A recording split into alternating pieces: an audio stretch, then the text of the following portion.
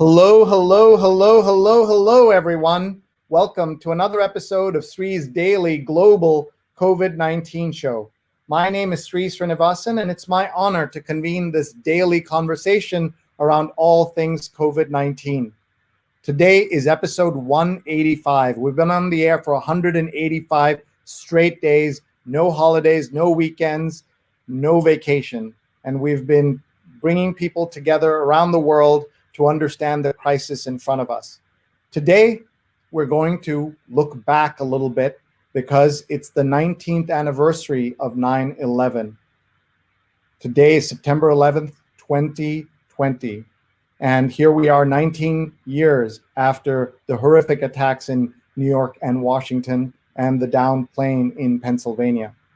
We will meet our guests in just a moment. We have three terrific guests who will be with us. Stella Kramer, Pulitzer Prize-winning photo editor of the New York Times series Portraits of Grief. She's the publisher of Stella Zine, a photo zine. Steffen Kaplan, at Spin It Social, a former New York Times photo editor, freelance photojournalist who shot images on 9/11. You'll see some of those amazing pictures in a bit. And the host of the Spin It Social Hour on Facebook. He has a terrific show that will run Saturday morning at 10 a.m. Eastern, so you don't want to miss that. And we'll also be joined by Kurt Boone at Poet59, bike messenger, photographer, journalist, and yes, poet. And he'll tell us about his experiences on and around 9/11. So tell us where you're watching from. Please comment, please share right now and tell us where you're watching from. We want to hear from you and we want to tell your stories as well. And now I'll just say hello and then bring our guests on in just a minute. Hi, everybody. I'm Sree. Thank you for being here. I'm the Marshall Loeb Visiting Professor of Digital Innovation at the Stony Brook School of Journalism. And I'm the co-founder of Digimentors, a social, digital, and virtual events consulting company. Our motto, don't cancel your event without talking to us. We love getting together to talk about virtual events. We've done events for 50 people and 100,000 people. We bet the answer to the crowd that you will have is somewhere between those numbers, so we can definitely help. My email address is right here, sree@sree.net. Please let us know how we can help you. If you've never seen the show, we're on every single day. And in our first 175 episodes, we had 1 million plus viewers, 129 million social impressions, 316 guests, including 185 of them women. We've got to up that ratio from 63 cities, 17 countries, including the chief scientist of the World Health Organization. We can do this all because of our partnership with Scroll Global and Scroll.in. Please check them out. And find our archives on youtube.com/Sreenet, youtube.com/Sreenet. And I'm also able to do this because of our awesome sponsors who we will talk about in a few minutes. We're also able to do this because of our amazing producers, Rose Horowitz at Rose Horowitz 31 and Vandana Menon, Vandana_Menon. You'll meet Vandana. You won't meet Vandana this time, but you'll meet Rose because she's going to join us to talk for a few minutes in a little while. So are you ready to talk about 9/11? One of the most important days in modern history. And I'm so surprised it's already 19 years since it happened. In many ways, it feels like yesterday. In other ways, it feels like 40 years ago. My wife Rupa and I were in the air that morning, and we saw the Twin Towers before they were hit.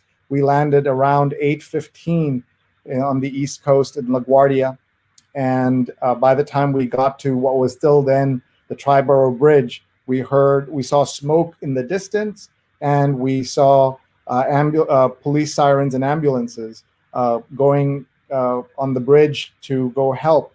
And of course, there wasn't that much they could do in that moment. And we will talk more about that horrific day.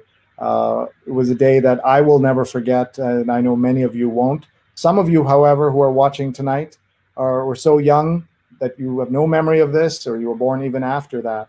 And we'll talk about what it must be like for folks that way too. So tell us where you were on 9/11, what you remember, where you were anywhere in the world. This was really an event seen live in every corner of the planet. So let's bring on our guest to say hello. And we are thrilled to have with us Stella Kramer and Steffen Kaplan. Kurt will be joining us in just a bit. So please say hello to Stella and to Steffen. Hi, folks. Hey everybody. Hi there. Somber day. I'm smiling because I'm just happy to see folks and to see you both here. But obviously, we are remembering a tragic day for the whole world. And lots of people, if you remember, everyone said, we're New Yorkers now. That spirit was lost soon after with everything that happened, and that's history. But tonight, we're all New Yorkers and Washingtonians as we think about what happened that day. I always start my show by asking each of our guests, where are you, how are you, and how's your family dealing with this crisis, not with the crisis that day. So Stella, let me start with you. Tell us how you are and where you are and what has been your pandemic. I'm still in New York City, still in the apartment I was living in on the original 9/11. Like most people, just trying to get by day to day. That's about it.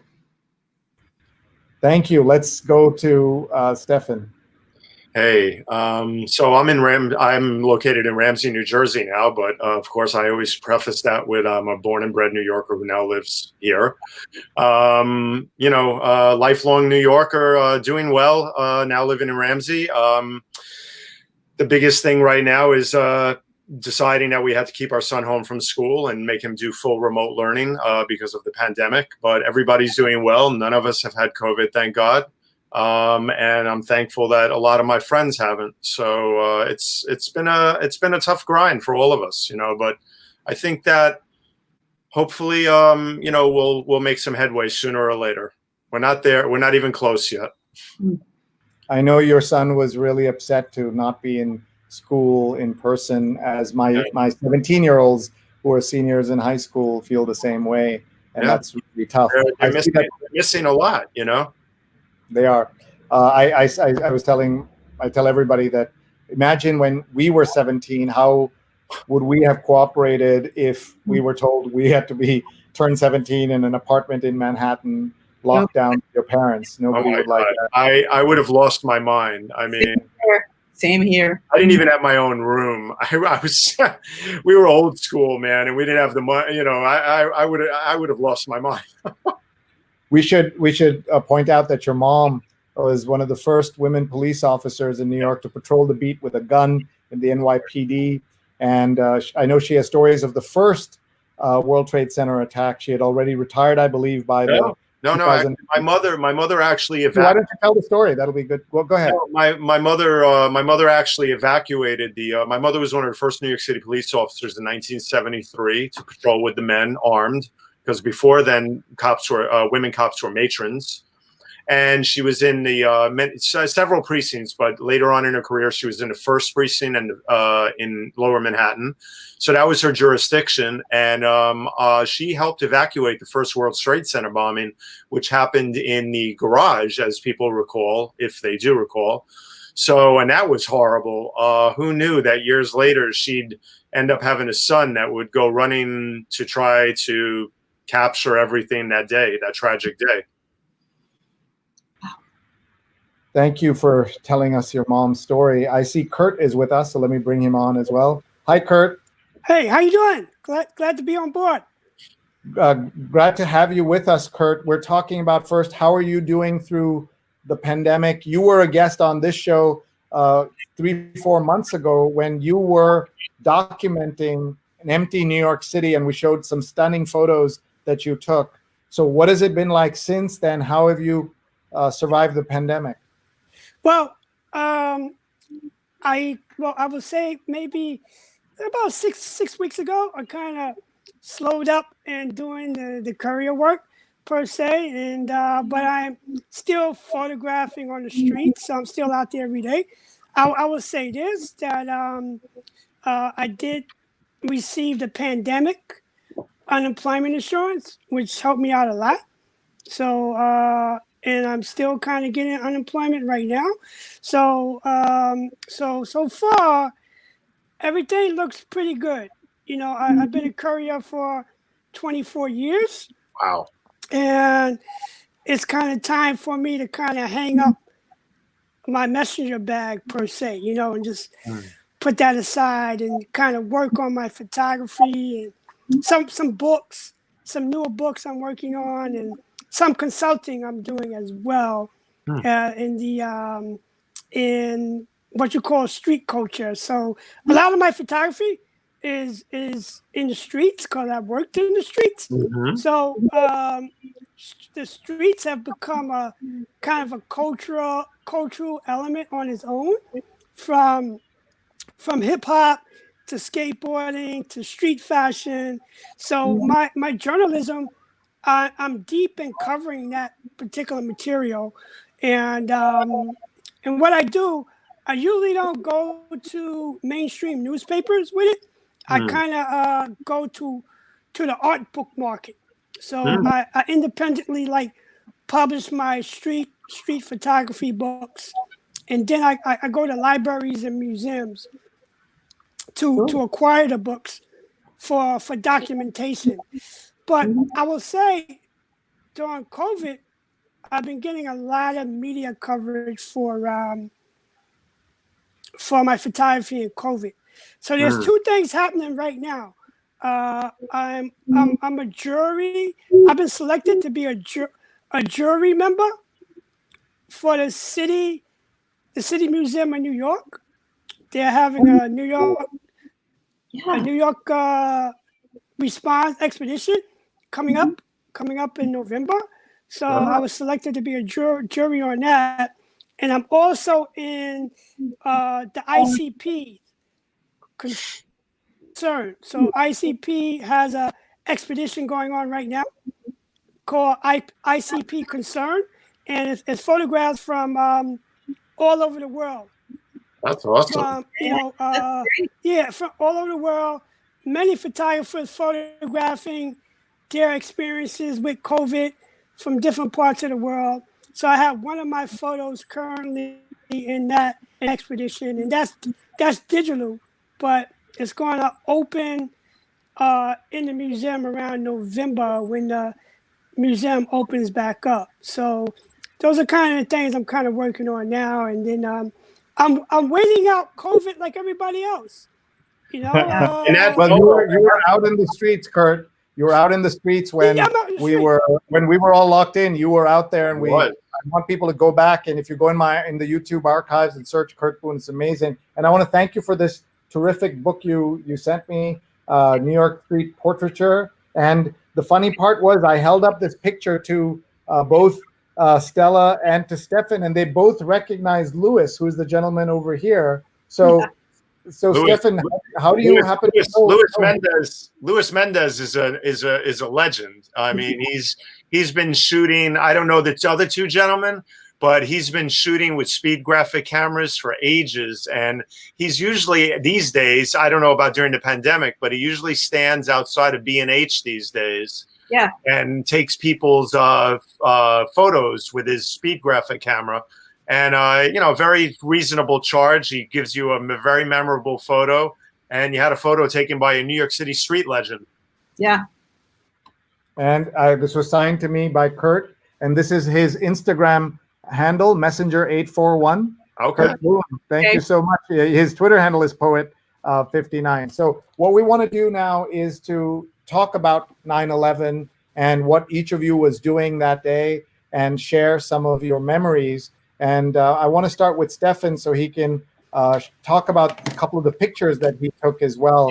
I'm just going to pull this up here. We're looking ahead to the next day, obviously, when these photographs ran. On the left is the famous photograph above. You can see that on the upper left, the photograph by Tom Franklin of firefighters raising the flag at Ground Zero. And then at the bottom, that picture on the left is a picture by Steffen that ran in the Life magazine of Brazil on the same issue that Tom Franklin. And that's an amazing photograph. And on the right is a photograph that the Oregonian ran on the 5-year anniversary, but the picture that Steffen took. And now he'll tell us how he ended up taking these pictures and what his day was like back then. So go ahead, Steffen, walk us through where you were, what kind of day it was. I will never forget what I call 9/11 blue, because that morning was absolutely spectacular blue color in the sky. And go ahead, Steffen, pick up that day for us. No, sure. It was crazy, man. I mean, I was actually asleep, and my mother called me, of all things, and woke me up and said something happened at the first tower. And I said, "You're kidding me." And I ran downstairs. I was living on the Jersey City waterfront at Newport, right across from Christopher Street, practically. And I ran downstairs with my cameras, and I saw the first tower on fire. So I started to make my way down the way.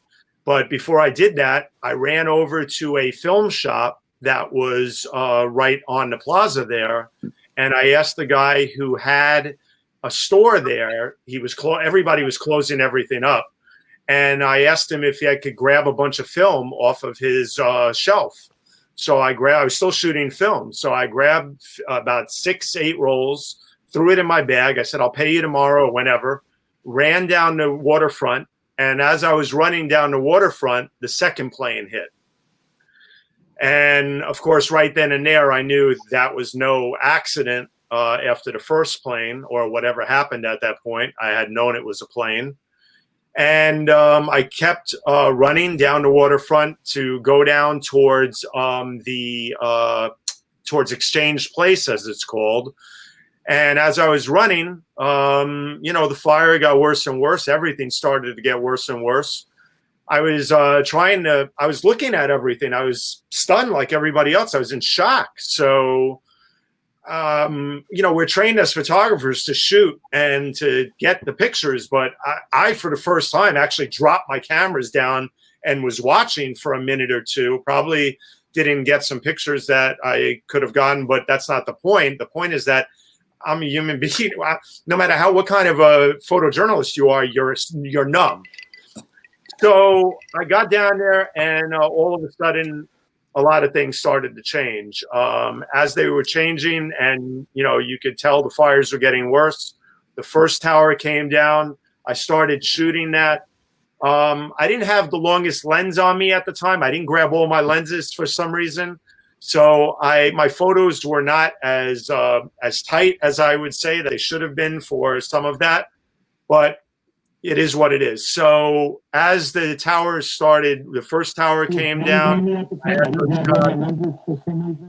Then the second tower came down, and that's when I took that photo that you saw right there that ran on Epoca magazine in Brazil, which is considered, I guess, one of the big magazines like Life magazine of Brazil or whatever.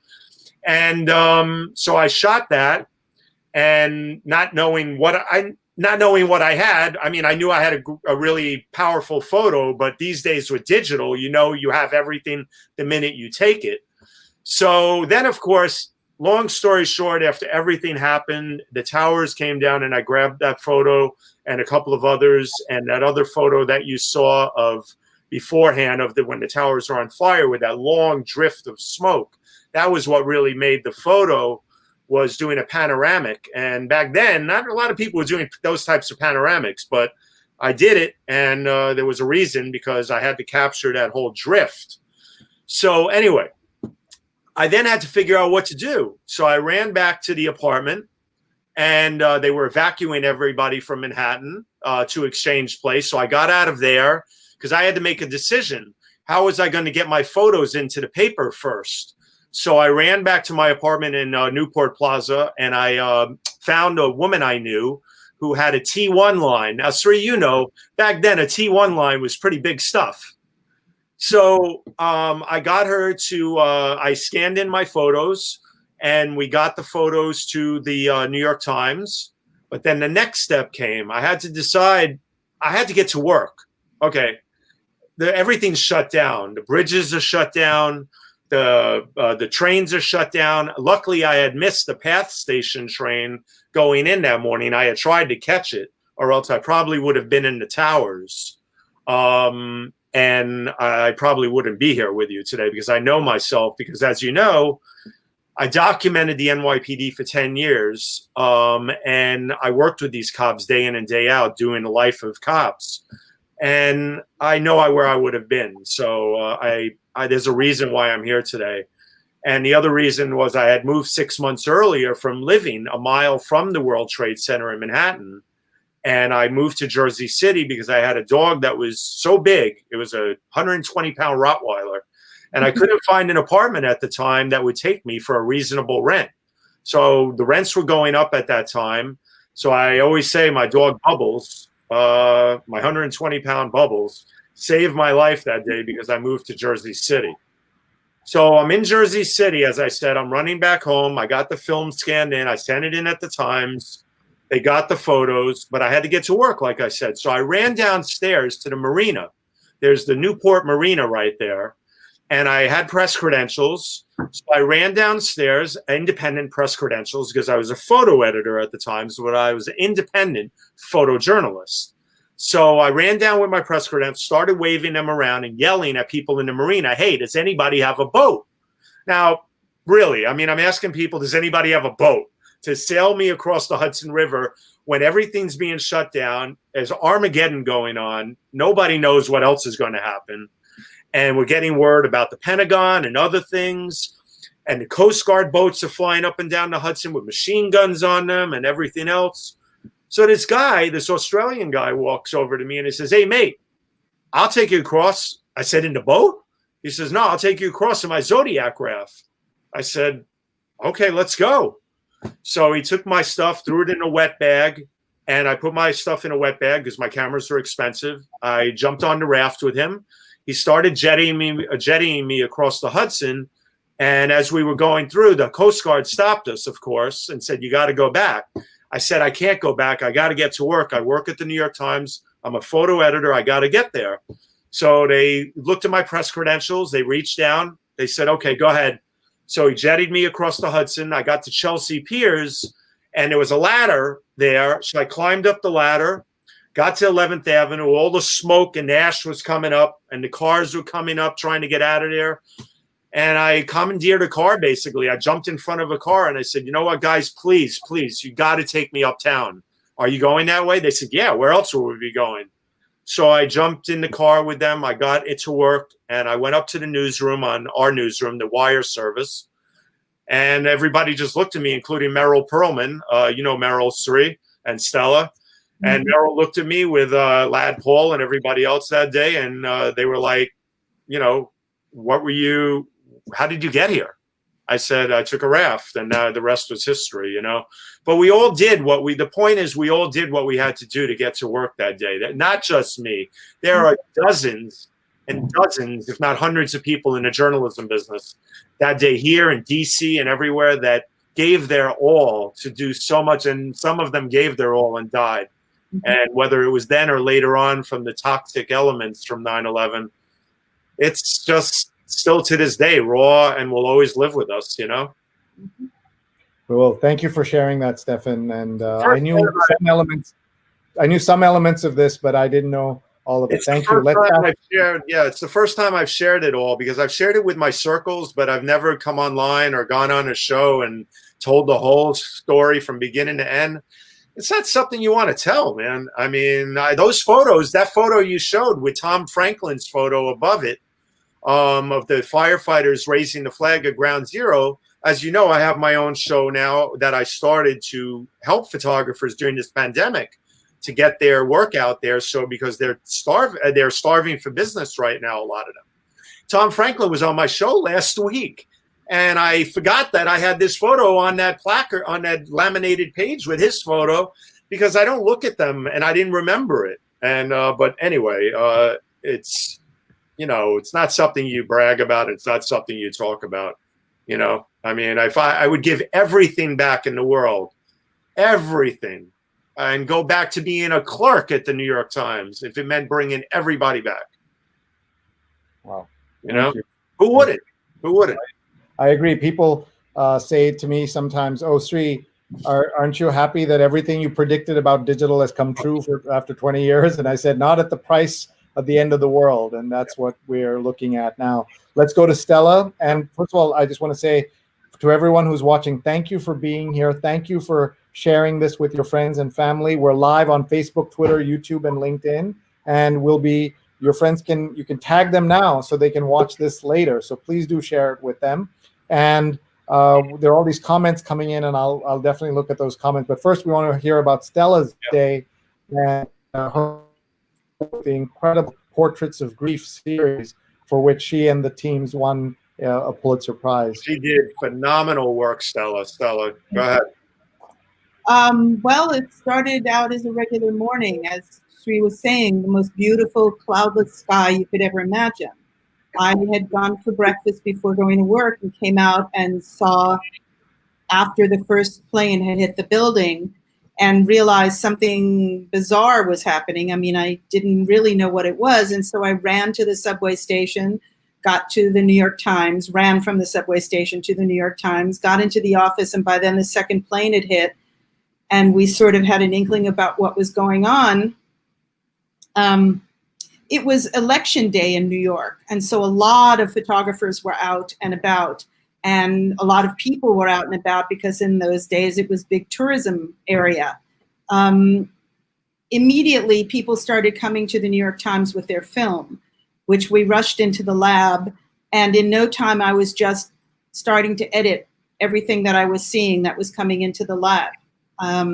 Then a couple of New York Times photographers, I think it was Ruth Fremson and Jim Estrin, came in, and they were covered with that soot that you've seen pictures of. And it was unbelievable to me. I grew up in New York also. I'm a lifelong New Yorker, or an almost lifelong New Yorker. I watched the towers come down on the TV set in the newsroom and just couldn't believe it. Just couldn't believe it. And then we heard about Shanksville, and I tried to find a photographer who could go to the scene, but that really didn't happen. And it was just this massive, it was like a machine. Everybody just started working. You know, we were in a place where everybody just did their job. I was constantly editing film all day long. The company started bringing food in for people. And really over the next week to week and a half, I can't differentiate days because I never left the building. I was there for probably 12 hours a day. I ate breakfast, lunch, and dinner there.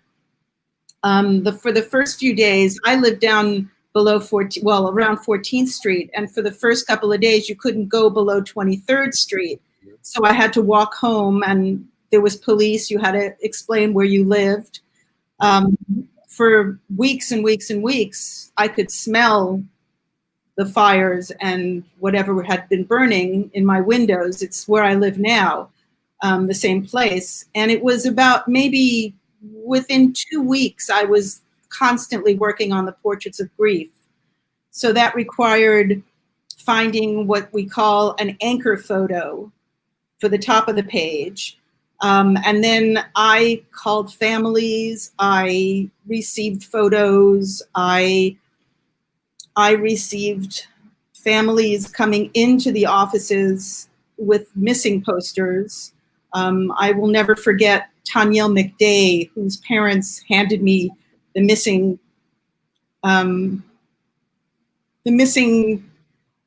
paper. You know, there were tons of these missing posters around. And they handed me the one for their daughter, because at that point, people still thought maybe somebody would be found or maybe people would be still alive. I cried every day, all day at work, because talking to families, even now, it was overwhelming. And my responsibility was to get these photos, and then and when people send you photos, they're sending you these wonderful moments in life, their graduations, their babies being born, their schools, their parties, and you're having to crop them into a headshot. So you're taking this wonderful event and you're bringing it down to this little square of just a face. And that was really tough for me. I remember one woman who I spoke with who had lost her girlfriend, who was was a member of the Port Authority, and she was bereft. And she would call me day after day to talk because she had no one to talk to. Because in those days, if you were gay, you had no right to be considered a family member. You know, marriage was not legal, and she didn't know where to turn. And so she would call me, and heartbreaking, just heartbreaking. And I worked on the Portraits of Grief pretty much for 4 or 5 months, I'd say. Pretty much I was the person who did it. They gave it to me. And it was incredibly difficult. The only thing really that got me through it was my best friend in California called me every day. And that was really the only thing that made me able to get through the day, because I would work 12-hour days. I would go home and then I would watch cable TV for a couple of hours, and I would just cry and cry and cry, sleep for a couple of hours, and go back to work. So it's this weird, it's similar in a weird sense to the pandemic, where I lost track of time because my days were the same every single day. And they were very emotional, and they were very isolated and very lonely. So that was my experience. The anchor photos was a real challenge for me, and I really worked my best to find something. You can see one at the top of the page there. You know, there were memorials all over the city. There were memorials, in Jersey, anywhere people had been lost. And I would send photographers, and I would look through tons of photos. At a certain point, I had this drive to find a photo for every single person that was lost. And that required massive scanning and, trying to figure out ways to find photos, contacting organizations in different areas, thinking maybe there were members that they had lost. And it always stayed with me that there are people we'll never know that were lost, undocumented people who worked down in the area, maybe food carts or the tourist tables where they sold trinkets and things like that. And we'll never know who they were. Because there was no one to report them missing, or they were afraid to report them missing. And so numbers are a fluid thing to me. The amount of people who died in New York, it's always been more than documented, just like with the pandemic, the same sort of a thing. Yeah. Well, if you remember correctly, Sree, there was my grandparents, both of them, well, not both of them, but one of them passed away at St. Vincent's Hospital down on 7th Avenue and 12th Street. And that was a very big hospital. My family had a lot of history going to the hospital with different things, just over time. And that was the place where everybody went. But anyway, when 9/11 happened, all those areas, and especially St. Vincent's, was inundated with these posters and pictures, stuck on the walls. It covered the entire building. It was it was mentally draining and spiritually draining to walk by there and see all those faces stuck on these posters. And then, of course, months later, not even months, well, when the pile started to get worked on more and more, as they call it, the pile, and all the emergency responders were clearing the area and digging for remains and other things, and all that toxic crap. Little by little, they'd have escorts going up 6th Avenue, Avenue of the Americas, going up, bringing them to where? But to the morgue, to Bellevue and the morgue.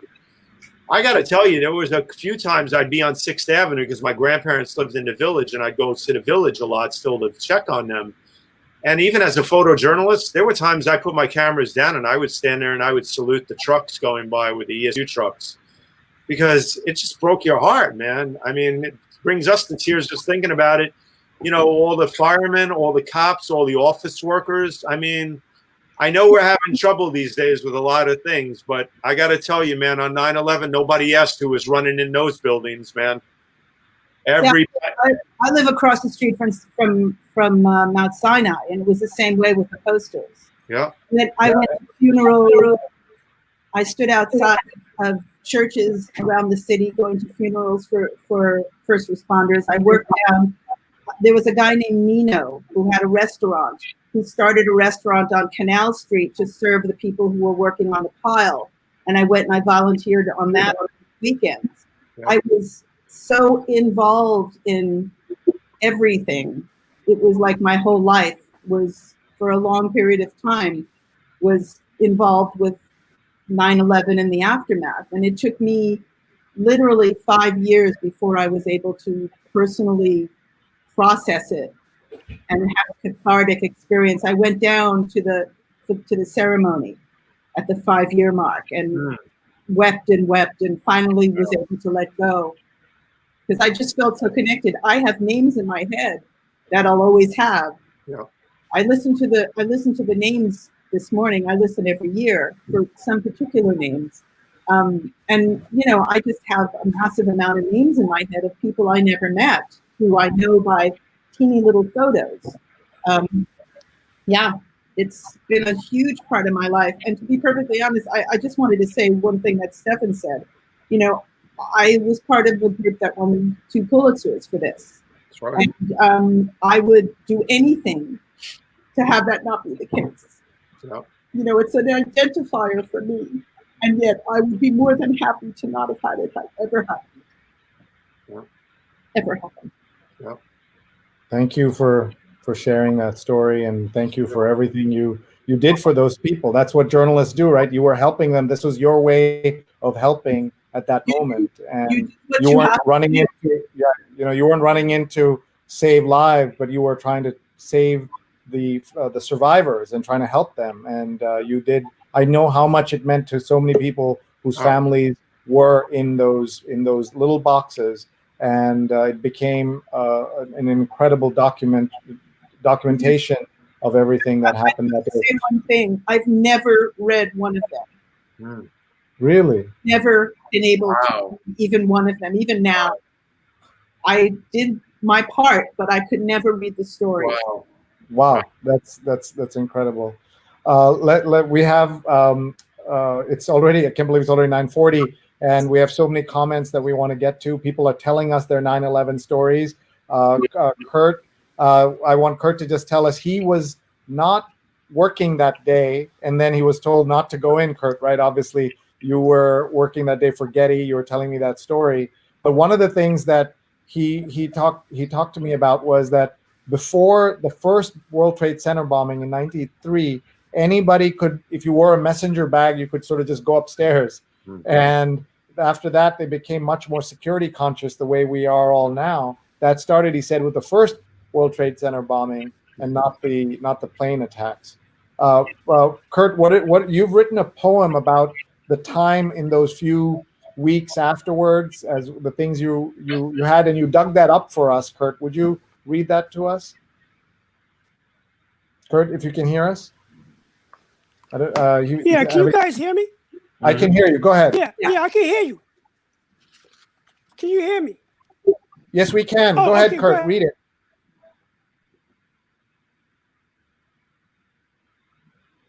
Sorry, we're having some connectivity issues, but Kurt, I can hear you. You can read. That would be great. Otherwise, we'll bring you back, Kurt.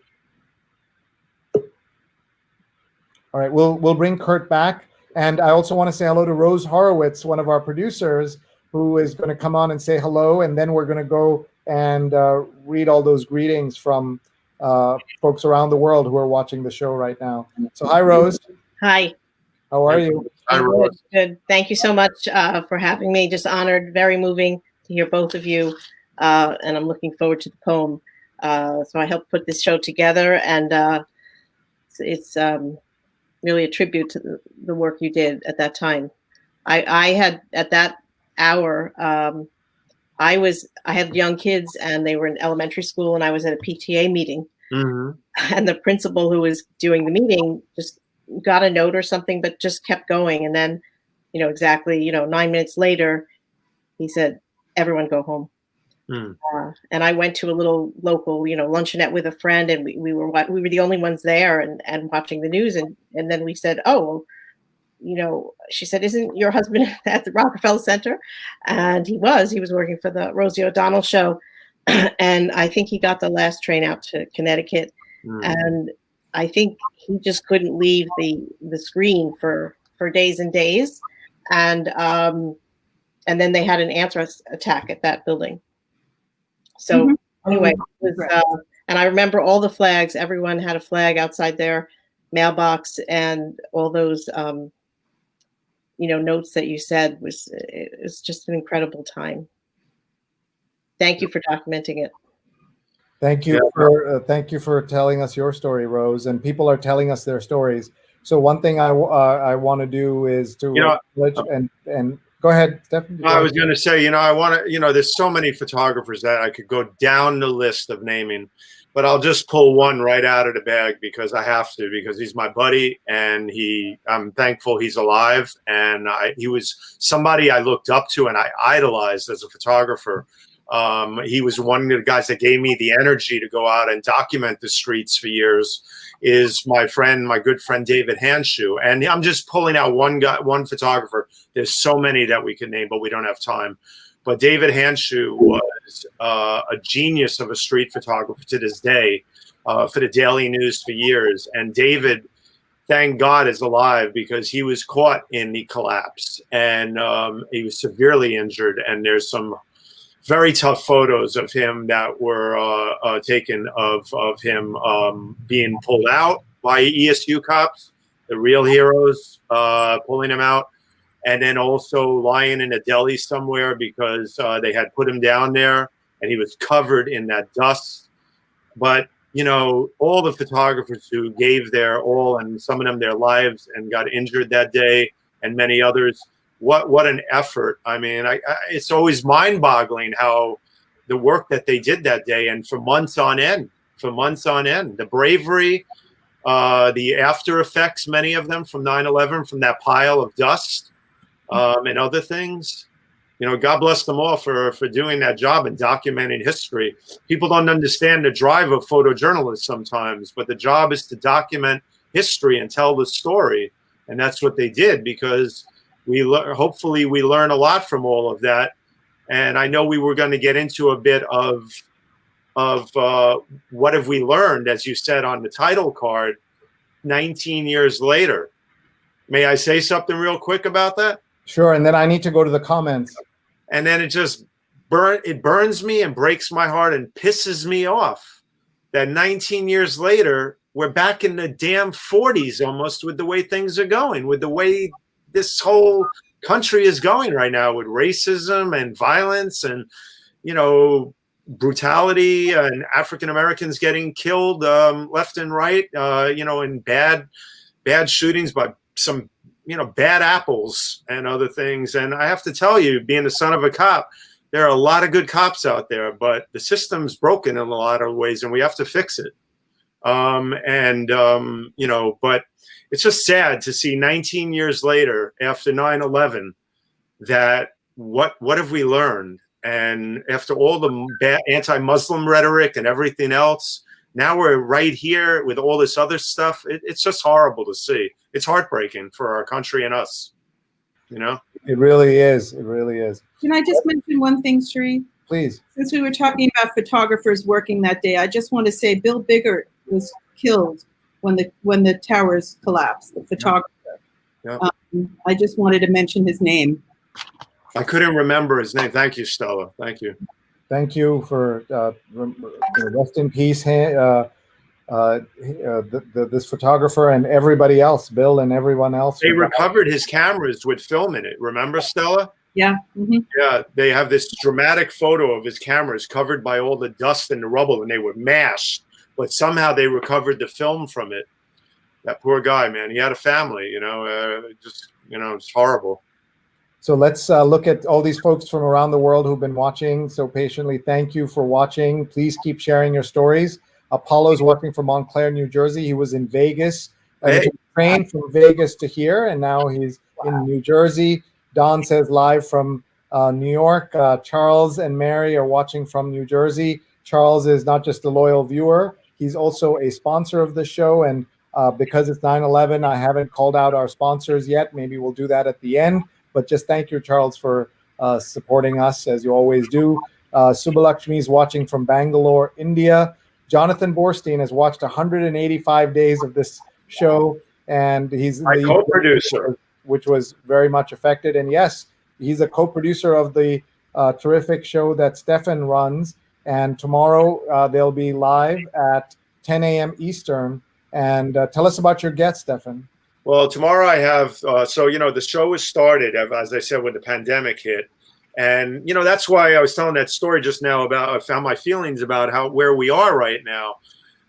I'm giving back. I wanted, after this pandemic hit, to help photographers in the photography community because they've been hit severely. The Times ran a big article on how hard they've been hit. I mean, there's no football games, there's no concerts, there's no weddings, there's no this. All this money, they're being devastated. So, and some are still making a living, but they've been hit hard too. So tomorrow I have Andrew Scrivani on, who's one of the top food photographers in the world, who's been doing the dining photos for the New York Times for years, now called the Food Section. And Andrew's a real gem of a guy and a great photographer. And he's actually a film producer too, and many other things. But I've had 23 shows and I've had photographers from everywhere. It's called the Spin It Social Hour, and we tell their journey and I show their work. And we talk everything about social media and photography. And tomorrow morning at 10, it's on Facebook, Twitter, and YouTube. So I hope everybody can join us and learn about Andrew Scrivani. I'll just mention, because your show is at 10, right. We're the warm-up act for your show. Show episode 186 is at 9 a.m. tomorrow, right. So then you're 9 p.m. on Saturday mornings. I try to do our show early so that Rose and Vandana get the evening off. But S.V. Date will be our guest, the White House correspondent for Huffington Post, now called HuffPost. He's the author of 8 books, including 5 novels. His latest is called The Useful Idiot: How Donald Trump Killed the Republican Party with Racism and the Rest of Us with Coronavirus. So one of the things we're going to ask him about is the title of that book. He's the gentleman who went on in the White House and asked the president if he has any regrets about the 2 years of lies that he has told. Let's keep going and see who else is watching from all over the place. Nirja is watching from Dallas. Thank you so much, Nirja, for watching. Patricia is watching from Union Square.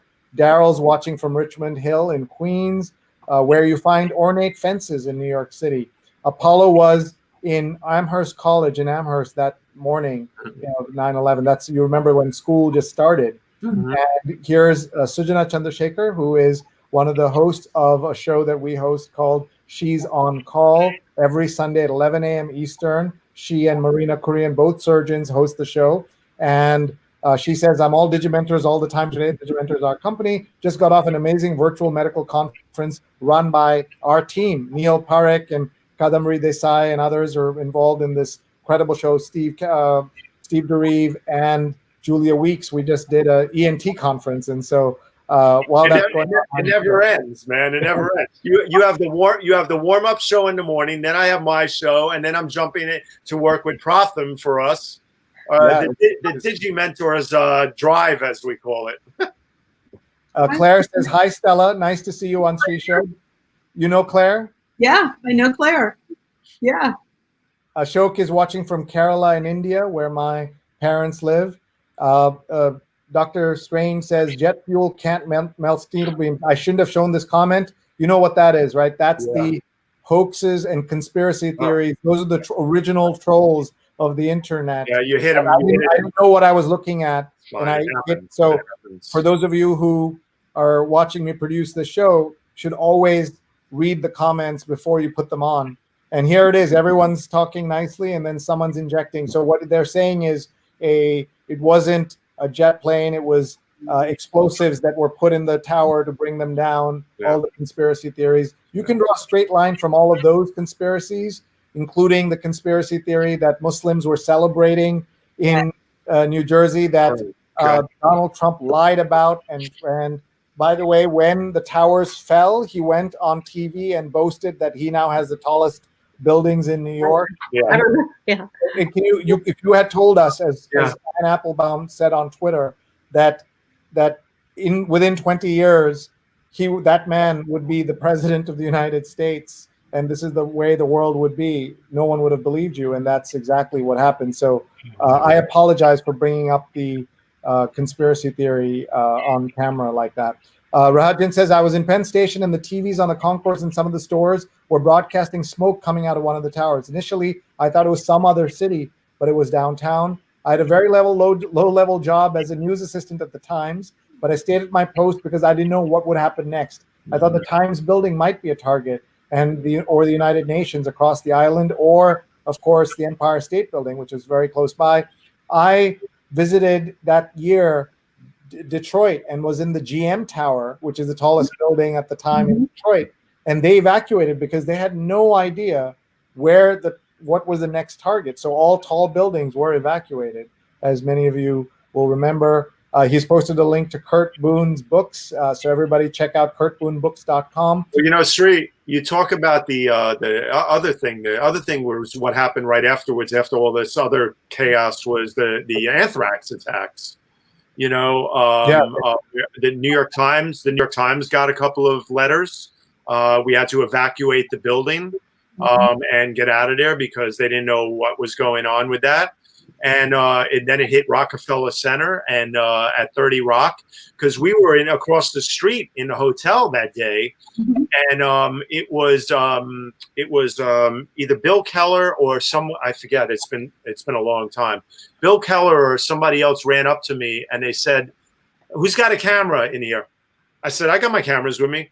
They said, "Run up to Rockefeller Center. Something's going on up there right now. Get up there now."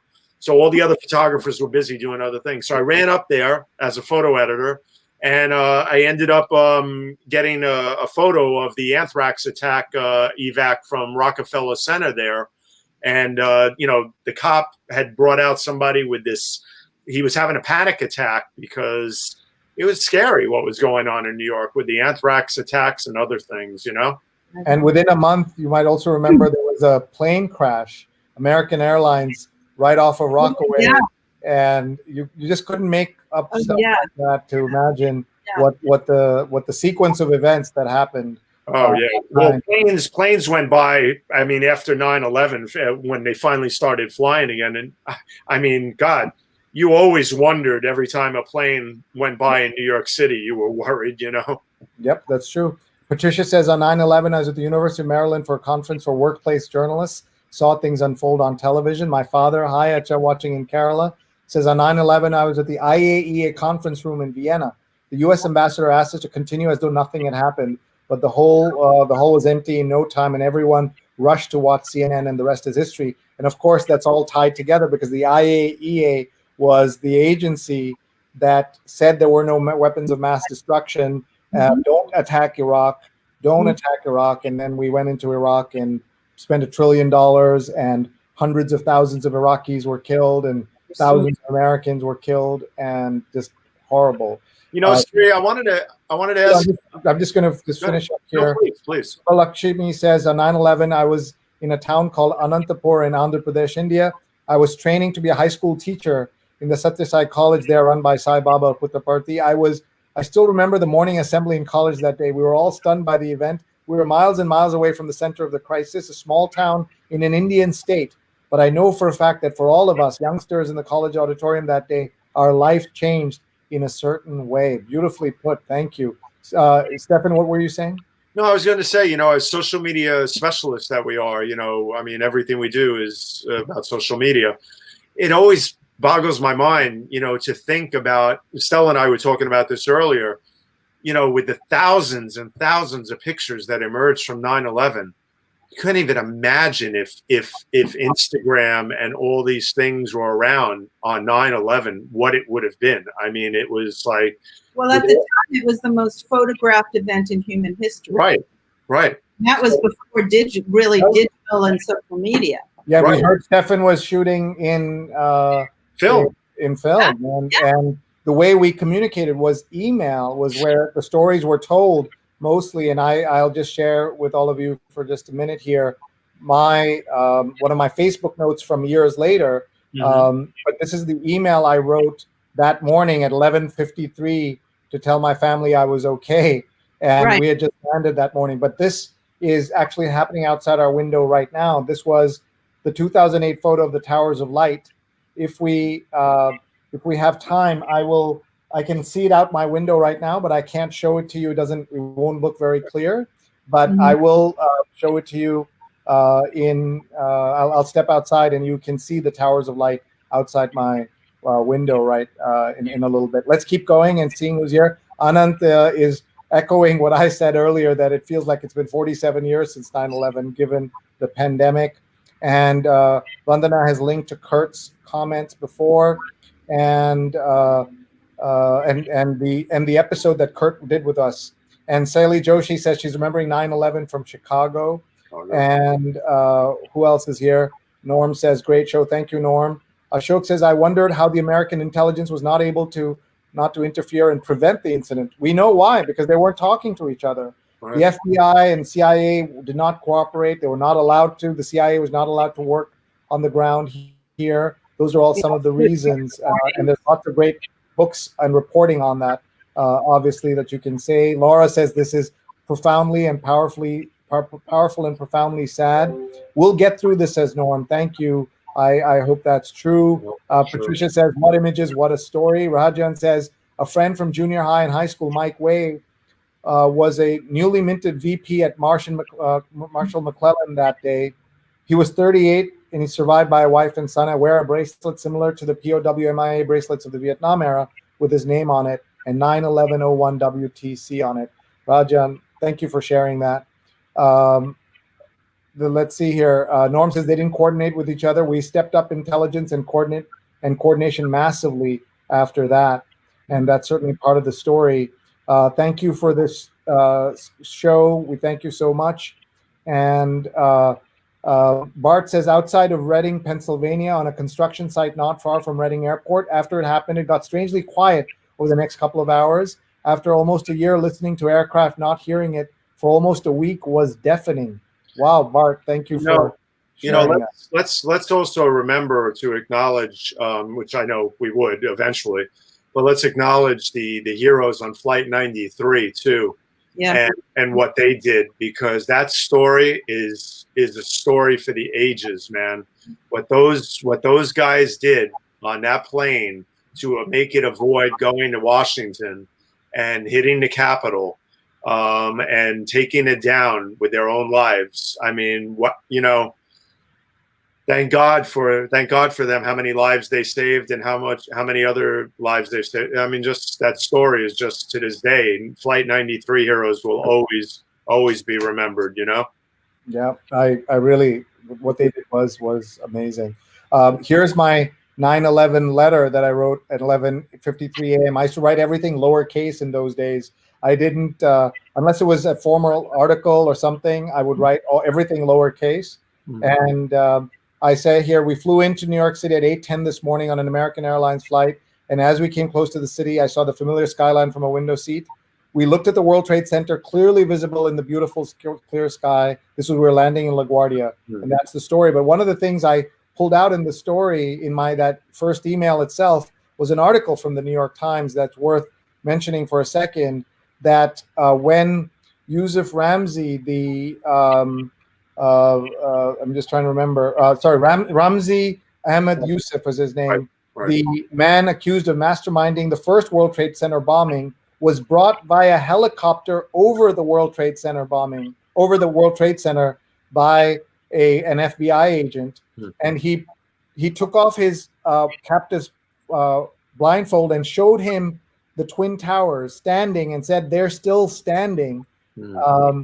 And Yusuf said, they wouldn't be if I had enough money and explosives, is what Yusuf said that day on the plane, in the years between the Twin Towers and the 93 bombing. Mm-hmm. And of course, he would then get enough money and enough explosives in having the entire airplanes be the explosive. Right. And so, that was just an incredible story that even in the moment, I went back and found it. I don't know why, but it tells you all the things that were going through our head. We just didn't know. And I want to apologize to Kurt, who is trying very hard to get into the show, but we're just having too many technical issues. So we apologize, Kurt, that you can't be here. Let's just look at a couple more of these stories. My mom is says, I was watching CNN from Vienna at the time and saw a plane hitting one World Trade Center and called my dad, who was at the IAE, and told him what happened, and called you in New York. And when we were talking when the second plane hit and I was shouting, "My God, the buildings are falling," and Rupa was shouting at the other end. It was a very, very bad scene. I remember that, Amma. So sad. Nirja says, "I'm a native New Yorker and I live in Dallas now. I was living in Dallas when 9/11 happened, and I cannot get through a conversation without sobbing. I went to New York a month after to go to my brother's wedding, and so many people told me that asked if I was going to Ground Zero. No, Ground Zero was not and should not be considered an attraction. It's a mass grave, and my heart is so heavy even writing this. This was my home when that was attacked. Only New Yorkers can understand this." Thank you, Nirja, for sharing that. What do you think, Stella, as you hear those comments? I used to always say how much I didn't like New York, but if anything ever happened, I wouldn't want to be with anybody but New Yorkers. And it was so proven to be true. Yeah. It was the only time, I've lived in other places I went to college out west, and it was the only time that being a New Yorker wasn't something that people put me down for. Yeah. People came from around the country to help New York, to try to help New York, and they were so wonderful. And it was the first time that I actually felt like an American, because I'd always only felt like a New Yorker before, and being a New Yorker means you're not part of the rest of America. So that was a really interesting experience for me too. Yeah, thank you. Let's see, there's so many comments, folks. Thank you. I wanted to also show this. Sure. In this book, The Nation Challenge, which was the definitive book by the New York Times on the 9/11 story, that photo you showed is in that I took. But more importantly, I don't want to show my photo again. 143 fire. I want to show here, and everybody should remember this if I put this back far enough, is this double page, which way? This way. Yeah. Over 343 firefighters from all companies that were lost that day. I took that picture around to firehouses, and the one in my neighborhood still has it up, even 19 years later. I'm not singling out firefighters over police. We lost a lot of police officers too that day, but the firefighters there, 343 firefighters. Firefighters are, they run into these buildings all the time, not even thinking that something like that could happen, and God bless all their families and everything they did, man, because the fire department took a humongous hit that day. We lost someone in my neighborhood firehouse. Raymond says, "I was in New York City and saw the planes darting into the towers, ran to my roof to see the catastrophe. I wish I had any camera with me that day, but did take some downtown starting 5 days later." So he's pointing to his Flickr. Yeah. And Steffen's mom is commenting through. That's my mother's husband. So she got on his account. She got in his account. Steffen's mother. And what he was saying, I remember it well when he arrived at the Times. Most employees were in the street along with Sulzberger. He immediately sent Steffen to Rockefeller Center to take photos of evacuations. That photo was published. I proved useful days following as I was able to get us into air. Yeah, my mother would walk down to the area with me. And even though I had press credentials, there was so much going on. She'd show her badge and she had more pull than I did. So she'd pull out her old. As it should be. Your mom should have more pull than you. Pull out her old shield and she would. But the photo she's talking about was this when the Anthrax attacks happened at Rockefeller Center. And that was the photo that ran of the cop evacuating the Rockefeller Center. But my mother, would go down here with her shield and waltz me in, to the 9/11 area. But, getting back to one other thing, I want to single out one cop that I worked with back then. I'm not, once again, singling anybody out, but Jimmy Leahy from the 6th Precinct, a really sweet man. Got down to the World Trade Center, was killed in the collapse. Jimmy was a gem of a guy from the 6th Precinct.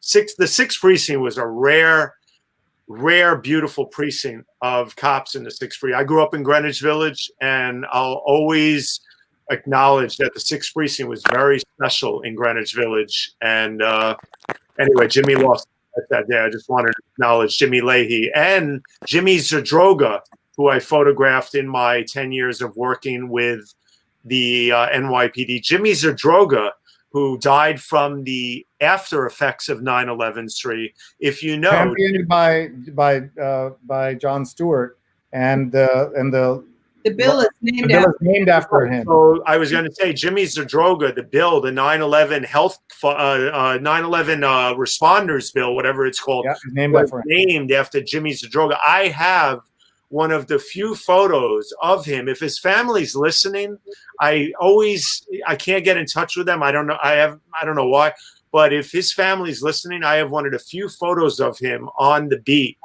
in action in a bunch of photos. If they ever want them, they should contact me. And I'd be more than happy to give them to them because Jimmy was a real hero and a really sweet guy. I think you should mention that on your photography show. Some photographer will know somebody who also knows her. I mean, I know a lot of cops. They could probably point me in a direction, but I've never been connected to his family for some reason. I understand. All right, let's go here. Nirja says, I just had a baby and she was only 4 months old and remember just crying and crying and crying with this little baby on my lap. Ali Hernandez says, hi, Steph, watching. And she's big at Time Magazine. She's the VP of Human Resources at Time Magazine. Nice.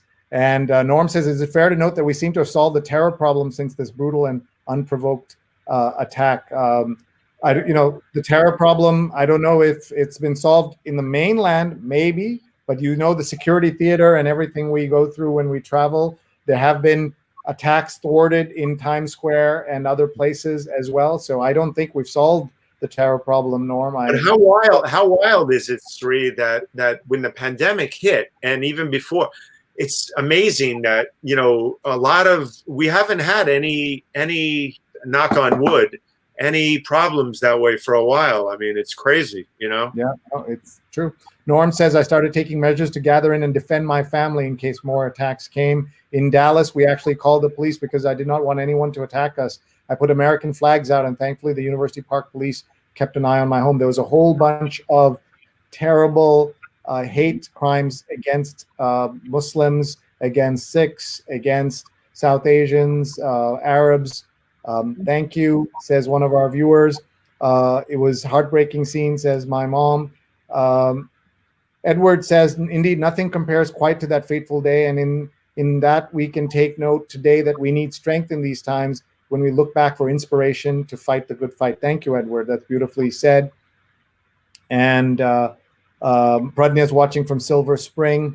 And Don says, was working West 23rd Street between Highline and West Side Highway construction. Saw the dust clouds and walked down empty West Side Highway up to Hubert Street with dust-covered people and firefighters coming from the Trade Center. Something we'll never forget seeing. I tried very hard not to dwell on that day, says Pradnya. That is one way certainly to deal with it. Salim Khan says, on 9/11, I entered my Toronto Star alt paper where I was news editor. All 50 staff were jammed into the news bullpen around the only TV. I asked, what's going on? A sales rep quietly said, a lot. And Pradnya says, it was my second week on the job at NYU, emerged from the PATH train, watched the towers burning over Washington Square Arch. This is so difficult. Patricia says, so important for people to realize impact emotions associated with covering such events. You have a photo you want to show us? I wanted to also acknowledge, as this happened after 9/11, let's also remember the incredible efforts and amazing work that was done abroad by Vincent Laforet, by Ruth Fremson, by Ruth Fremson, and so many. This photo here, for example, by Ruth, taken in Afghanistan. I'll never forget when Ruth came back from being abroad and she ran into me upstairs, and she always thanked all the photo editors for working so hard and making sure that all her photos got out and everything. Meanwhile, she's over there busting her butt with her life in danger all the time, with her and Vincent and Paula Bronstein and all these other photographers that were there. What's that, Stella? Tyler Hicks. Oh my God, Tyler Hicks. Tyler, a legend with 9 lives, as I always said. Yeah. One of the most amazing photographers of our time, Tyler Hicks, Mm-hmm. Folks, Salim says on 9/12, it was the first time of many to come in the ensuing months when someone tried to kill me as I walked across the street. And he's talking about what it's like to be Muslim, and that's in Toronto. Yeah. So you can imagine in parts of America where there was such hate and so many problems. Rajan says, agreed, Stefan. We sadly slid backwards in time. Most of the gains since the 60s seem to have disappeared. Stella and Stefan, thank you for documenting the day, because we should never forget. I cannot even imagine how you felt, how you feel for the rest of your lives. We have to live with the memory. And the best way to honor those who died is to respect everyone and love everyone. We are Americans, and we need to rise up out of the ashes. And Edward said, I have to add that a good friend from high school that worked for Cantor Fitzgerald was killed on 9/11. Many of us have connected by time where we were, but when you know somebody, man, that really hurts. So sad. Somebody that I had worked with at one of the magazines I work with died in the towers. So sorry to hear that. Hammerstan says, watching in Sweden. Thank you for watching. We have not learned anything, says Ashok, from what happened. The Americans, especially dealing with the pandemic, racism, health and safety, and other issues. Subbalakshmi says, Stefan, so true. The system is broken at so many levels. Stella, we could feel the pain in your voice. Your story touched me so deeply. And here we are connecting all over the world. Yeah. Let's see the cover. Yes. So this is the day after. Go ahead. Times, the day after it happened. I've kept this paper for 19 years. Yeah. Where can you just hold it up? Just fill this frame, please. Could you just fill the frame for a second? I know people want to take a picture of it. And just a little more down. Pull it back. I'm sorry. No, pull it back to you. Sorry, pull it back to you and hold it up. Just closer to your face. Yeah, right there is good. Hijacked jets destroy Twin Towers and hit Pentagon in day of terror. President vows to exact punishment for evil. A creeping horror. Thank you. Thank you. Thank you. And you've kept it in such great condition. You must have put it in some Mylar bag or something. They gave us a Mylar bag and a letter from the publisher. And they did. So I've always kept it. You know what? I kept some as well, and then I ordered. You can buy these on the New York Times. Yeah. And so I've gotten those as well. Just one. Go ahead. No, I was going to say, something that really breaks my heart is I had this book, the Nation Challenge book. I had a copy that over time had been autographed by many of the photographers with stories, more importantly, than autographs. Stories from Jim Wilson, Howell Raines, who was the executive editor at the time, that told us all how much he appreciated all the work we did, and many others.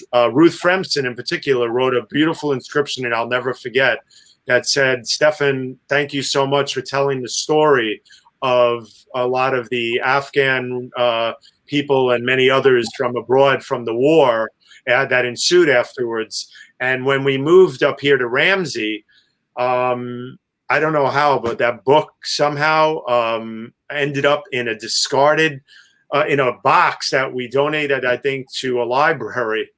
And if anybody ever, I'm going to say this publicly, if anybody ever finds a 9/11 Nation Challenge book like this from the New York Times, autographed and written many stories in it to Steffen Kaplan, I would be indebted if you guys could return that book to me, because it's. You'll give them a clean copy. You'll give them yours. I'll give them 10 clean copies because that book had personal notes in it to me that break my heart to this day. That it's gone, and I don't know what happened to it because it was a mix-up because I had 4 of them, and that one autographed one got mixed up in a box. I decided to finally give one away to the library, or Sree did, and something happened and it's gone. So if anybody ever finds it with Steffen's notes in it, autographed to me and stories told me, please return it. That's the Steffen Kaplan, folks. Please help him out. Indeed, nothing learned, and may I expand the crimes of war and war spending, money that could benefit mankind. The anti-war movement needs to step up and energize. This is the greatest crime and theft of all. Rajan says, 9/11 truthers can all go pound sand. I cleaned that up before I posted it. And Mark says, I remember I was heading to a radio station photo shoot when I heard about 9/11. At first, I thought it was a War of the Worlds radio serial, and then I realized how serious it was when I got to the station and saw it on the internet. And that was one of the first big internet stories, if you remember. When I realized what was going on, I called friends of mine in the area to see if they were safe. Of course, phones were shut down for days after that, and a few of the friends have now moved back to North Carolina. And Rajan says, the straw that broke the camel's back in terms of my leaving Christianity entirely was my former pastor's opining that 9/11 was God using Muslims as the instruments of his divine wrath against a decadent America. I rebutted that was a slap in the face to all who died that day. And Ranier just says, so sad that a man of faith said that. And just so many other comments coming in. We just don't have time. I need to let these people go as well. And I need to show you the shot from outside my window so that you can see the towers of light. I want to have each of you give me some final thoughts. Take your time and talk about how you're feeling. And Steffen, go ahead. Let Stella go first. Well, I want to thank you for having me on this show, very much so. I don't talk about this very much, like Steffen. I felt so a part of the world after that happened, and in these years lately, I don't feel like a part of the world anymore. The President of the United States didn't even come to New York today. I find that just one of the most horrifying things, to not acknowledge what happened here. And I'm tired of people who use 9/11 to publicize themselves as if they're somehow important and they support things, and then they turn around and they treat New York and they treat other people so badly. And unfortunately, that's the way things have turned out now. And I'm really sorry about that. I hold a lot of people's names in my heart. I'm proud to be a New Yorker. And I just hope that we have a better world soon, because it's been so hard for so many people. And that's about all I could say. So beautifully said. Thank you. I'm just showing you, I don't know if, Steffen, if you can see it, but the towers of light are in the distance there. And for a change, well, you can hear the motorcycle outside, but normally they kind of hit the clouds and it stops right above. But this time it's going straight up. I don't know if you can see it, but it's kind of, it's not even just scraping the sky. It's going all the way up, which is hard to believe. And I know this camera doesn't capture it well as a professional camera, but you can see a little bit of it. But in 19 years of seeing this, I've never seen it go all the way to the top like that. Yeah, beautiful. Like almost endless sky there. Thank you so much, Stella, for sharing that story and all your stories with us. And your emotion really is heartfelt. We know that, and we truly appreciate you being here with us.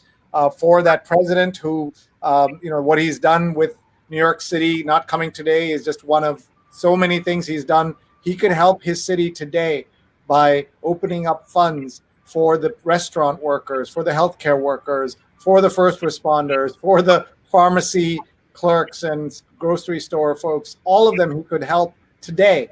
So, whether he came or not is one thing, but what he could do for his city that he boasted he had now one of the tallest buildings after it fell. That is the list of long, terrible things he said predates that, but in my mind, it starts that day and is again a straight line to the lies of today. Yeah. Agreed. Steffen, your thoughts? Yeah, well, my thoughts are 19 years later, like I began this show with tonight, is that it's horrifying to me and tragic and depressing as all hell to know that 19 years after 9/11, with all that tragedy, all that hate that we went through about Muslims and other things, it's so disgusting. All the stories that came out of it, here we are, and it's worse than ever now with so many other things: the pandemic, the racism, like I said, the system. This country is broken right now, and we need to fix it. And I'm hoping that we can get back on track. Please, everyone, do your part. Vote. We have to vote as if your life depends on it, because it does. And I'm tired of being silent about certain things. This is our lives that are at stake. I'm not silent about things, but I'm very careful on social because, as we know, what happens when you're in social and you deal with a lot of this stuff. But I will say this: my friend Bobby Miller who I had on my show, is a great photographer, a dear lifelong friend of mine, said to me once, he said, honey, he said, Bobby said to me, silence has never been an option, you know, and it isn't. Silence is not an option. It's not an option now. It never has been. Rise up, use your voices, use everything else, and make sure we have change. And let's try to get something going here so we can get back on track, because we had some greatness going on, and we're back to, God, it feels like I didn't even live in that era, but McCarthy era and other things, what's going on with all this lunacy. Sure. Thank you, Steffen. You're an amazing friend and colleague, and you speak from the heart, and we always appreciate that. Everyone, check out his fabulous show that he has every Saturday morning at 10 a.m. Eastern time. It's called the Spinach Social Hour, and he has a great guest tomorrow. I did before Stella left. I just wanted to tell her that you tell us what you're showing us. Oh yeah. I wanted to say that I publish a photo zine now, and this is the first issue, and it will be available on my website. So check it out. I'm looking to put work out that doesn't get enough eyes on it. That's incredibly unique and beautiful, and that's what I do these days. That is awesome. So her website is stellakramer.com, right? stellakramer.com. This is the work of Johnny Savino. Amazing. Look at that. Really, really beautiful work. And Stella Yeah. Stella's going to be, I just told her today that she's going in November. I booked till then, believe it or not. But in November, she's going to be one of my guests on my show to talk about all of those photographers that she's getting the work out there. It'd make a perfect combo. So I was just thinking that. And I want you to know, Stella, that one of the things we do about the New York Times is we read the New York Times out loud like crazy people. We've been doing it for 5 years. And this past Sunday, we had Diane Cardwell, who New York Times reporter and editor for a long time. And she was an amazing guest. And next Sunday, that's this coming Sunday, David Housewright, past president of the Private Eye Writers of America and winner of the Edgar Award from the Mystery Writers of America, will be our guest. He's a former newspaper reporter and ad man. 8:30 a.m. on all these channels every single Sunday morning at 8:30 a.m. So please join us for that. Sree, let me say one more thing here, because this is about you too. I want to acknowledge Sree for this 100. What's the number we're up to now? 185. 185. Okay, 185 straight nights, folks, days and nights of doing the Sree COVID-19 call. Sree has brought together the most amazing community over the years since I've met him 7 years ago. And 8 years ago almost, through Donatella Lorch. Donnie, a shout out to you for introducing me to Sree and changing my life that way, because Sree is an amazing leader in this industry and the field of journalism and digital and everything else. And what he's done with the COVID call, by bringing communities together around the world with StreamYard, by the way, which is the platform we use for all our shows. StreamYard has revolutionized this whole industry. And I'm sure Sree will agree with me that StreamYard is the natural evolution of social media. Live streaming is the natural evolution of social media. And the pandemic has brought this forward for us. And out of every tragic circumstance, there's sort of something that comes out of it. Well, for social media and digital, it's live streaming. And Sree is the leader in it in terms of what he's done with this and how he's brought the communities together and the world together. And we thank you for it, Sree. Well, thank you so much. Really, really appreciate it. Means a lot. So I'm going to let both of you go, and I'm going to read some more comments. But thank you both. Very special opportunity to talk to both of you. I can't believe it's been 19 years. And there'll be a lot of attention paid to this because of the 20th year anniversary, but it'll also be the 1 year plus of the pandemic. Who knows where we'll be? Hopefully the pandemic will be behind us, but that depends a lot on our leaders and our scientists and everybody else. So thank you all for watching, and especially our wonderful speakers. And also big thank you to Rose Horowitz for watching and participating as well, for bringing putting the show together as she does with Vandana every single day. And a big Shout out to Kurt Boone, amazing photographer, bike messenger, poet. Yeah. I'm sorry that he had technical difficulties, but we loved having him here as well. Thank you very much, both of you. Good Bye-bye. night. Bye-bye. And thank you all for watching and for being here every single day. We truly appreciate it. It means so much. I want to thank our sponsors. Because of 9/11, I'm just going to name them. I'm going to thank Charles Cunnincarroll and his book, The Inventor in You. We want to thank hotstar.com/US. We want to thank Muckrack Academy.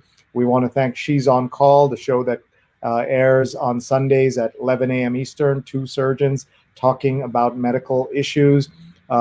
We want to thank Nunbelievable, the cookie company that sponsors us at nunbelievable.com. Thank you all for your support, and thank you everybody who watches us every single day. Your help by just watching us makes so much of a difference. You can, if you want to know when we're live, you can just use your QR code reader or your phone, and you'll get a gentle WhatsApp alert when we are live. It's not a WhatsApp group, it's just a WhatsApp alert when we're live, or just email me and I can send you our details as well. We'd love to be in touch and love to thank you for your support. And please go to YouTube and hit subscribe, youtube.com/Sreenet. Follow me on Twitter @Sree. Instagram is Sreenet, SREENET. Let's look at some more comments and then we'll let everybody go. Rajan says, blessings and love to all. Subbalakshmi says, thank you so much, Sree, for this very thoughtful discussion and for this very inspiring live streaming. Thanks for bringing us all together here. Thank you so much. We do this every day. Tomorrow, we're doing it at 9 a.m. Eastern. And the episode is with the Huffington Post, or the HuffPost editor, the White House correspondent, a gentleman named S.V. Datte, and he's with us, and he's the author of a book on Trump. And then on Sunday night, we have Positivity, where we try to be positive despite every rotten thing going on. Damon Brown is our guest, best-selling author, entrepreneur, and coach, co-founder of a company called Cuddler that was sold. His new book is Build From Now, How to Know Your Power, See Your Abundance, and Nourish the World. Pre-order at buildfromnow.com, and that's Sunday at 9 p.m. Eastern. I did want to also show a picture of Kurt, a couple of pictures of Kurt, one when he was in the Navy, as you can see, and then a photo taken of him on Instagram. But big thank you, obviously, to our servicemen and women who do their part every day, and we're very grateful to them, and who are used as pawns by military leaders and others, unfortunately, way too much. Rahajan says, I remember Donatella Lorch from when she was at the New York Times, awesome reporter. War on terrorism cost lives of millions in the Middle East and still continues. Hope you're all safe. And Subbalakshmi says, thank you so much for this thoughtful discussion. Just so many great comments coming here. And Jonathan says, Damon is great and an old friend. I didn't know that. And Robert says, Kurt we'll have a photo book on pandemic era in New York City soon. KurtBooneBooks.com. Thank you, Bob, and thank you, Bob, for bringing Kurt into our lives. We'll make sure that we'll have him back when his book is here. And so many other comments coming through. I just can't read through all of these. Pradney says, remember when Rudy Giuliani was perceived as a leader and not a psycho? Apollo says, didn't go to ground zero until 2017. Edward says, the thing that always concerned me is that 9/11 is used as an excuse to go way beyond punishing those who are responsible. Point to the war in Iraq and trillions wasted, hundreds of thousands murdered, blood spilled without any reason, pure insanity. And he is right. Evocative program, says Jonathan. Thank you. The Department of Homeland Security came out of 9/11. Sudha says you could smell the smoke for weeks in Queens. And Sudha, thank you for all you did to support the New Yorkers who needed help, especially in the South Asian community then and today, and all the great work you're doing at the South Asian Council for Social Services. Very, very important. So many comments, I just can't get through each of them. There was a question whether Steffen developed the film himself, or before he sent it to the Times, how did he deal with it? Maybe he can tweet about that. I think people would be interested in those stories. So many great comments coming in here. I'm just trying to find them all. and Apollo is giving condolences to Rajan. And Nextel phones with the two-way radios were working. Don, that is true. I had one of those Nextel phones. They'd been acquired by Sprint, and they were working. Will the New York Times do a photo book of the millions of people slaughtered in the Middle East since the attacks? And this is the question of, how journalism covers the world. Is, we live in an American-centric world, and certainly even today, there would be more coverage of the fires if they took place on the East Coast than they did in the West Coast. The photographs coming out of the fires in California are shocking, and something that everybody should pay attention to. I don't pay enough attention to it, even though we host a news show, because we're on the East Coast. There is that location bias, Oregon as well. And so many other great comments. Don says, I had floppy disks of 1.4 megabytes to hold my pictures. And that's right, the pictures, you'd fit just a few pictures in there. And Sree, I always remember the SAJA, Asia Pacific American panel discussion we organized together. Yes, and we did that right in the days after, and Saphir Chaudhary, the state senator in Minnesota, then the highest ranking state senator, Indian American elected leader, came from Minnesota and visited Ground Zero and spoke to all of us. It was a very moving program that we did. We couldn't do something like this, so we did it in reality. Since then, the Indian American community has gone on to have multiple congressmen at the same time, multiple governors, and now a candidate for the vice presidency of the United States in Senator Kamala Harris. And so many other comments coming in. And Salim says, white supremacists and other armed bigots would have been mounting a lot of terrorist attacks in the COVID-19 era. That is true. Then this goes back to Norm's point that we've solved the terrorism problem. He meant international terrorism. But Salim, you're right. I should have pointed that out. You're absolutely correct. And so many other comments coming in. Layla says, I was in Los Angeles and supposed to be in New York City for business. I was dismayed. We are so divided now, says Layla. And I agree that the president should have traveled to New York City. Kurt says, excellent show. I feel the power and voices of remembrance. Thank you. And thank you, Kurt, for all you do. And so many other comments coming in here. On a positive note, today's state of affairs has galvanized people of conscience in a way we haven't seen in a long time. Better days ahead. Salim, thank you. I hope that's true. The middle majority must rise with true patriotism to defeat the fake patriot personality disorder president, and he's linked to his LinkedIn. Incredible work, Stella. So moving to hear your experience as photo editor. Thank you to you and to Steffen. And so many other comments coming in. And Pradnya says, sends her hearts, and that's the way we should leave it. We'll also look at Apollo's comments. Thank you for this show. It left me spellbound. It's the first time I attended a remembrance of 9/11. Thank you, thank you, thank you, all of you, for watching. Thank you for your support every single day. This show has gotten me through the pandemic, and we will be live every single day through at least the election. And we'll see you tomorrow. We'll talk about the presidency with the White House correspondent of HuffPo, SV Date. Please join us 9 a.m. Eastern time tomorrow. Thanks very much, everybody. See you and goodbye. Rajan says, I'm very grateful for this forum, the community that has fostered over the past 6 months. And Rose says, thank you, Kurt. We'd still love to see your poems about 9/11. Please share them with us. Thanks very much, everybody. Bye-bye.